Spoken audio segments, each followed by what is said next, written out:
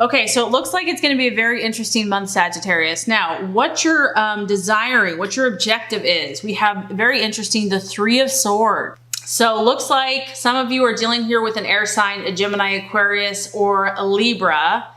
And there could be a love triangle going on for some of you because we have the Three of Swords. Whenever you have the Three of Swords, there could be three people involved in the situation. It could also just be that someone is separating, maybe traveling, taking a trip. You see an airplane here taking off. It doesn't necessarily have to be travel. It could just be going away because this card is about departing. It could be symbolic. It could be literal, but there's a departure happening here. And it's also a sign of things maybe taking longer than you had hoped or expected. And I just feel like, Sagittarius, you're coming to realization about relationships that you're in, that maybe they're not as compatible or they're not working for you like they used to. Or maybe you're just doubting the situation because this card is kind of talking about that. There's differences happening, differences in opinion, differences in communication styles. And this could just be temporary, honestly, because it is a purple, it's a storm. Things could be kind of stormy, but it's going to pass. But right now, things are a little up in the air. So I just feel like you might be shaking things up a bit, Sagittarius, in your relationships or in your life. Maybe this is just you wanting to move, wanting to travel, wanting to make a change, needing to get away, needing to separate from something because of a differing opinion or mindset or philosophy. And that would really coincide with what you're valuing and identifying with, because here we have the wheel. We have the wheel of life. And this is really your life wheel, Sagittarius. So here we go. It's like you're looking at the big picture. And maybe that's why you're having a disagreement with someone, because they're not seeing the big picture, because this is where you are. You're kind of evaluating the whole picture. You're not just looking at one slice of the pie. Whereas one person might just be all focused on one little sliver. No, you're saying, let's look at the big picture. And I need to evaluate things on a scale, a happiness scale. How happy am I truly in this area? And I feel like you're questioning some areas in your life. You're thinking about it. You're evaluating. Obviously, this is going to represent the full spectrum. So we could have health, we could have love, we could have passion, money, work, play, travel. And I feel like you're really determining where you're not satisfied. And the thing with you, Sagittarius, is that if it's not working for you, I just feel like you're going to make a change this month. Like you're not even really going to question it. And that's kind of why I'm getting this separation, because it's almost like you're ready to go. You're ready to move on. If you're not happy in some type of area, you're not going to sit around and just wallow in self-pity and misery. You're going to make a change. Because October for you is like you have this finger here and you have your fire and your power, and you have to direct your energy somewhere, and you want it to be useful and you want it to be enjoyable, pleasurable. Really saying, where should I direct my intentions? Where should I direct my energy? How is it going to fulfill my higher purpose and my calling? And I also feel that you're aware this month of the seasons changing. You're aware that times change, things change, people's change, relationships change. You're not just stuck in a way of life or a way of thinking. And I feel that you're really working with this energy beautifully. You're not staying stuck. You're not staying stagnant. You're willing to kind of ebb and flow. You're flexible. You're listening to your intuition. It can be painful here to cause some upset. But I feel that you're remaining optimistic, that you know that you have a say in your future and that you're going to take hold of it and help create your destiny. Okay, challenge, distraction, illusion, or doubt. So interesting. 6 of Cups. So there's part of you that's this free spirit that wants to explore the world, adventure, travel, have no restrictions, just live in pure freedom. And then you have this little thing called emotions. And this kind of can come back and bite you in the booty, because this is a cup. It could be your emotions. I'm kind of getting that's what it is. So your feelings, but it could also be a Scorpio, Pisces, or Cancer. This is someone from the past. So this could just be what you're walking away from, what you're letting go of. Because here we go. Someone is still here. There's someone still here, and they're from the past. And this could be what's holding you back, pulling you back, distracting you. There's someone or something resurfacing. It's bringing about feelings. It's bringing about emotions, nostalgia. And whatever this was, Sagittarius, is it affected your heart. And you have a huge heart. And so as much as you mentally might know you need something better, different, this pulls at your heartstrings. And I feel that instead of being pulled back there, instead just glean the wisdom from that situation. Use this as an advantage instead of a disadvantage to move forward towards your dream.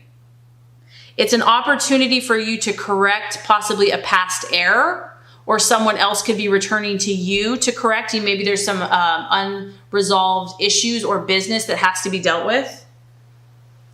And if you're feeling kind of like in an emotional whirlwind because of this situation, just don't let this overcome you. Don't allow it to go too far, because this distraction here can cause indecision, or it can cause just feeling like a weak moment where maybe you do something you regret.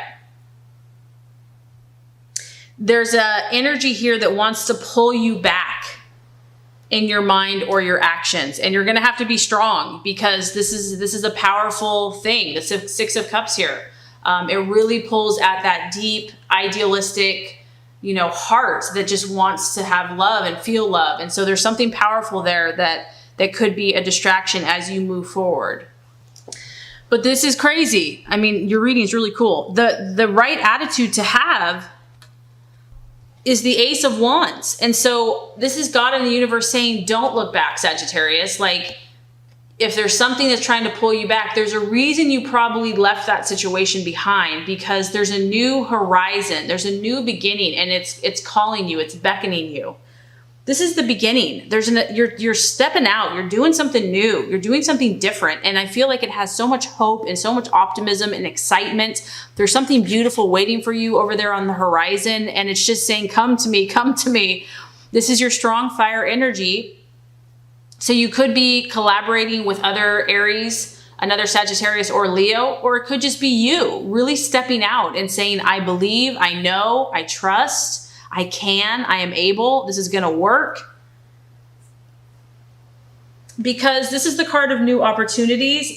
And here it is, Sagittarius. This is the card of luck being on your side. And this is one area that you are truly blessed. God blesses you. You are the sign that gets blessed with luck.